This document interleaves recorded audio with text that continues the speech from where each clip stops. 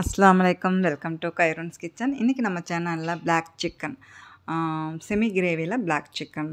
Black சிக்கன்னாவே மிளகுத்தூள் போட்டால் பிளாக் ஆயிரும், அப்படியல்ல கொஞ்சம் வித்தியாசமான மசாலா கொடுத்துருப்பேன் பாருங்கள். சிக்கன் சுத்தம் பண்ணதுக்கப்புறம் உப்புத்தூள் மிளகுத்தூள் போட்டு நல்லா மிக்ஸ் பண்ணி மேக்னேட்டுக்கு ஒரு 1/2 hour போல் விட்டுற போகிறேன். இந்த பிளாக் சிக்கனுக்கு தேவையான மசாலா பொடி ரெடி பண்ணிக்கலாம். ஒரு மிக்ஸி ஜார் எடுத்து 5 ஏலக்காய், 5 கிராம்பு, 5-6 மிளகு, ஒரு ஜாதிக்காய் எடுத்துருக்குறேன். அதில் ஒரு சின்ன துண்டு தான் கட் பண்ணி எடுத்துக்க போகிறேன். சின்ன பீஸ் போட்டுட்டு அதோட மல்லிப்பொடி 1 ஸ்பூன், 1/2 ஸ்பூன் ஜீரகம், 1/2 ஸ்பூன் கரம் மசாலா போட்டு நல்லா நைஸாக பவுட்ரு பண்ணி எடுத்துக்க போகிறேன். இந்த மாதிரி நைஸாக பவுட்ரு பண்ணி எடுத்ததுக்கப்புறம் 2 மீடியம் சைஸு வெங்காயம் நீல வாக்கில் கட் பண்ணி எடுத்துக்கலாம். இப்போ ஸ்டவ் ஆன் பண்ணி குக்கரில் ஆயில் விட்டு இந்த வெங்காயத்தை போட்டு ஒரு பச்சை மிளகாய் போட்டு 5-6 முந்திரி போட்டு நல்லா வதங்கணும். அதாவது ஒரு நிமிஷம் போல் வதங்கினா போதும்.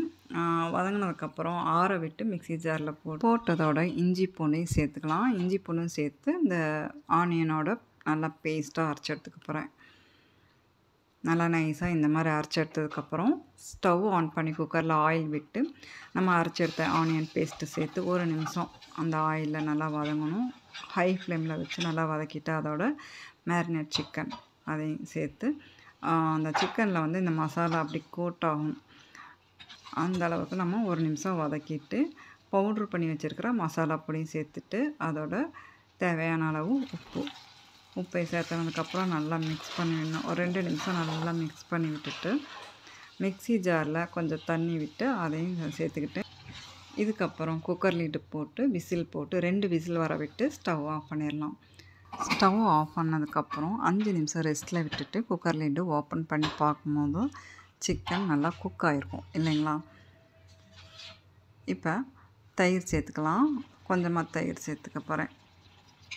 நம்மளுக்கு வந்து க்ரீமியாக இருக்கும் அந்த சிக்கன், அதுக்காக அந்த தயிர் சேர்த்துருக்குறேன். ஏன்னா நம்ம தக்காளி எலுமிச்சம்பழம் எதுவுமே சேர்த்துக்கல புளிப்புக்கு, அதனால் தயிர் சேர்த்துக்கிட்டோம்னா க்ரீமியாகவும் இருக்கும், டேஸ்ட்டாகவும் இருக்கும். அதோட சின்ன பீஸ் பட்டரும் கஸ்தூரி மேத்தும் சேர்த்துருக்குறேன்.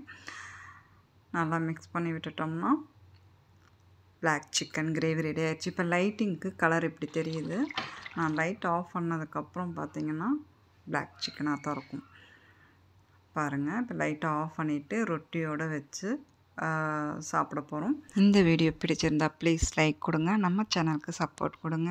அடுத்த ஒரு வீடியோவில் இந்த ஜீரா ரைஸும் கார்லிக் சிக்கனும் பார்க்கலாம். இன்ஷா அல்லாஹ் அடுத்த வீடியோவில் பார்க்கலாம்.